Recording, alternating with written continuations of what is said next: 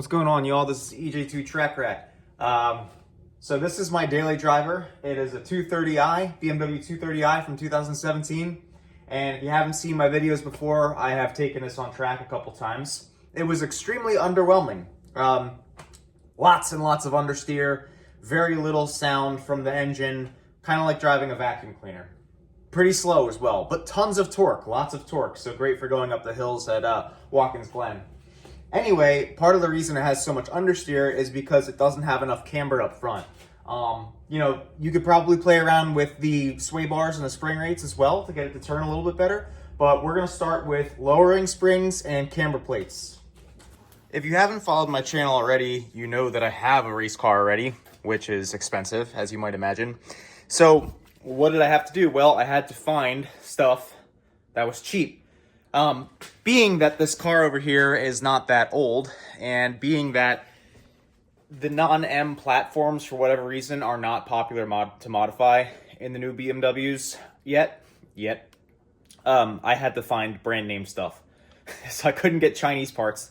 So I knew I had to get a specific brand of top hats, and I said, well, while I'm at it, I want to know what spring rates I'm going to on this car. I did a bunch of research, and I found out that these Dinan springs were really preferable for a lot of the users for a car that was like a hybrid track car and daily driver. So these have a softer ride than the H&R springs. I believe it's only a slight drop at like ½ an inch, which is perfect for me because I think that ride height is pretty good actually, but being a little bit lower would kind of be sick. And then for the top hats, these are normally like $700, something like that. I found these open box for like $330 on eBay. Total steal. These are Dinan top hats, and they are camber adjustable. So that's perfect because, like I said, this car needs a lot of camber. It is a max strut car, camber challenged.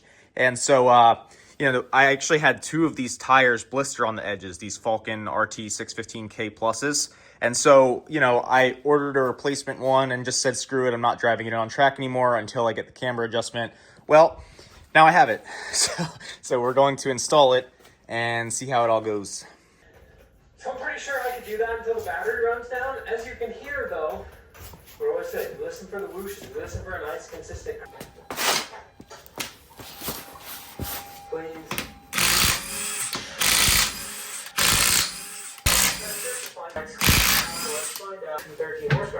So we got this multi-link suspension back here, and right now I'm trying to figure out how I want to tackle getting this rear spring out.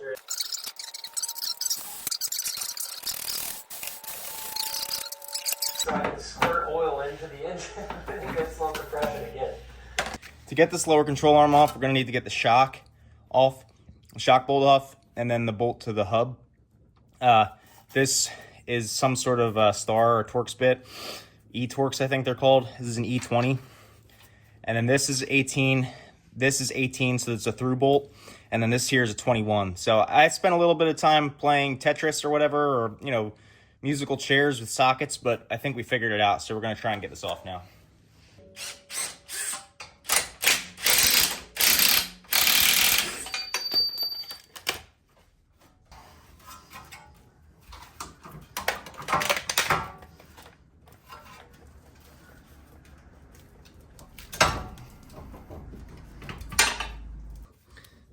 That's a pretty significant drop, but it's also significantly stiffer. It just looks stiffer. I can't really tell.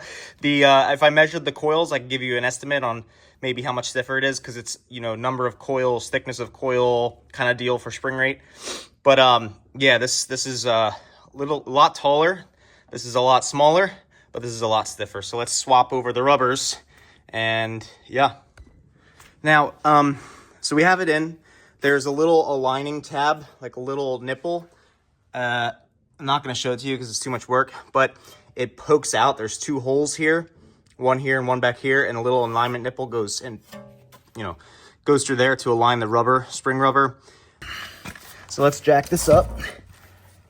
Streetcar girl, boy, horse, chicken, dog, cat, monkey. And then goes in this way. Yep, and then so let's jack it up. Jack Jacking it up. Jacking it up. Oh, you horse. I'm not gonna have any paint by the time I'm done with this. Okay. Will it go in? Oh, it's hitting that bushing pretty good. So let's try and push it forward. Yeah, like so. And then hopefully that goes. It looks like it might be working this time. All right, once that's installed, I am going to mark these bolts, I guess, to see if they loosen up. But I just let it drop down, kind of similar to where it was OEM. Landed about the same spot as when it had the OEM spring in there. And then I just tightened it where it was. So didn't lower it on the ground and, you know, clock all the bushings. Hopefully it'll be okay. It's supposed to be a slight drop. So that side's done. We're gonna take this sweet tray, put it back on. These are all 10mm nuts. And they're secured to little studs here. You can see them in the control arm right there. So let's get to it.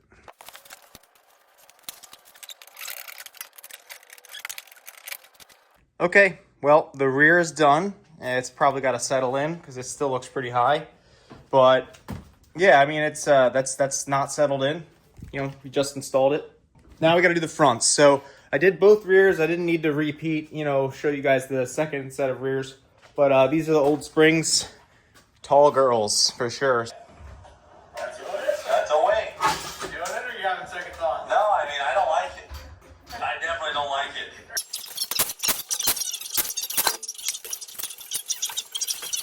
Just FYI, I completely botched the left side installation on this car. So I'm going to leave a link in the video.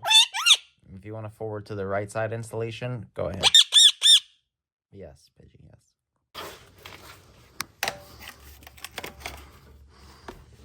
yes.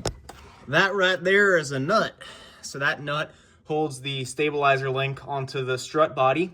And then down here, so the aluminum piece that's holding the strut in is holding the strut in with one bolt. And the bolt is back here. You see that bolt right there? So I think it's a pretty straightforward affair. Hopefully this suspension will drop down enough that I can just pull the strut out without unbolting anything other than this stabilizer link up here. This is where I was completely wrong. But we're going to unbolt the stabilizer link. We're also going to mark the radial location of this strut so that when it goes back in, you know, I know which way it's going in. There's no issues. So let's clean it first and then let's start pulling it out.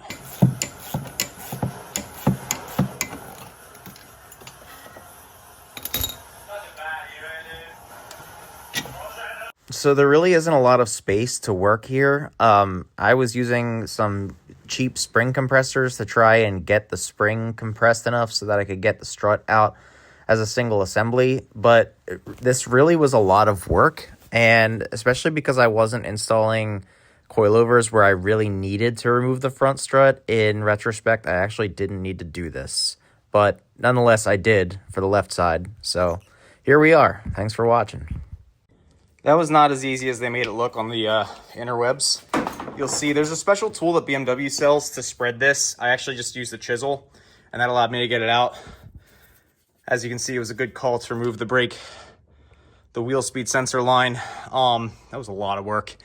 The problem was when you loosen up the top nut for the spring, and then you let the bottom sag, the strut comes out. But I guess because this is a base model 230i, the spring is really big, so it has a hard time getting out of there. So I tried spring compressors, I tried a lot of stuff. I ended up just manhandling it. It was not fun. So I think what I'm gonna do with this one is I'm gonna try and just bench assemble this.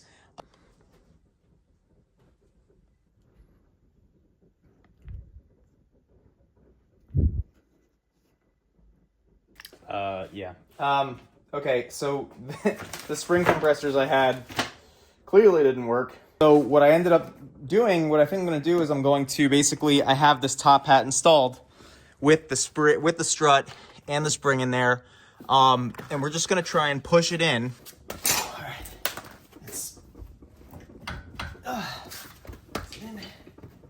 Oh, I think we might have got it. think we might have gotten it, boys and girls. All right, so I figured out what the hardware is for. So this shoulder, this nut with a shoulder on it, takes up the slack that I was complaining about here in between the shaft and the Aurora bearing. There's a plain bearing in here. Spherical bearing, plain bearing, I don't know. So you can see these slots allow the camber to move in and out. Well, we finally have this side buttoned up. Knock on air. We took it apart 2 times, and one of the reasons for that was because if you look at the instructions for the Dinan top hats, they have an orientation. You can see here, note direction of parallel slots. I got paranoid and I thought I messed it up. I didn't. So I took it apart again for no reason. But I did figure out that you do need to use the Dinan supplied hardware here, despite my wanting to use the BMW stuff, because the Dinan stuff doesn't, it allows this camber plate to slide all the way down. I also realized that this camber plate is one of those deals where you can move these bolts around, so it allows you to kind of like get additional adjustability. So I have this adjusted pretty far in, and the car's in the air right now, and it's got what looks to be a little bit of negative camber in the air. So we're gonna let all that paint dry on these bolts that I marked it with. But yeah, so on this side, we're gonna try and do the quote unquote easier approach, which is basically to leave the bottom part in this time, leave the strut inside the knuckle, because that was a huge pain in the ass, and then just try to drop the spring out with the knuckle still attached. So let's see if we can do it. I said, okay, you're going to the Hall of Fame. You have I gave him to see some hay. The new and improved method for removing the shock or the spring was a lot better. We started by removing the strut nut with the wheel supported with the jack, and this allowed us to slowly lower the wheel with the spring. All of the sensors were disconnected, brake lines are out of the way. Not gonna lie, it was still a pain, so removed the top hat here to basically make some more room between the spring and the shock tower. And eventually the spring started coming out, even if it was sideways with the top hat falling out. But yeah, I mean, you gotta do what you gotta do. And I mean, I would say my garage is fairly well equipped, and I still kind of struggled with this. So thank you, German cars, for making me hate my life. Anyway, we began assembling the second top hat from Dinan. So you can see this plate goes on top of this housing for the spherical bearing. And then there's these little laser cut ovals that basically go on there for the camber adjustment. The bolts go through the laser cut ovals. And then we flip it upside down. We pull the Torrington bearing off of the old BMW top hat. It's pretty fancy that BMW includes a Torrington bearing stock on their cars. That's ideal, and it's what most McPherson strut cars should be doing. So we cleaned that with some brake clean, and then once that was clean, we threw it back on the Dinan. Fitment was great. I was very pleased. And on both sides, we did end up cutting down the bump stop. The bump stop was very long, and yeah, so we didn't really need a new one. Anyway, we put the top hat in first when we went to reinstall everything. And that was just because putting the top hat in second wouldn't work. Then after we reinstalled the top hat, we put in the lowering spring. I'm not going to lie, again, this was a big struggle, but we got it done. So once the spring was seated on the top and the bottom perches, we began basically using the jack to apply pressure and raise the shaft up towards the top hat. And then you'll see in this video that I was pushing on the shock to get the shaft to come through the hat, as you see here. And then the nut with the shoulder on it went on, used the jack to apply some pressure, and it eventually slipped in. And yeah, then we just began tightening everything up. I used the star pattern when I went and I tightened up the bolts on the shock tower. I also used an impact gun. Not supposed to, but I don't have any through sockets. So tightened up the shock tower top hat guy. And then we also marked all the bolts because I'm fancy. After this, I just reinstalled all the connectors. I put the covers back in the engine bay, and then I dropped her back on the ground.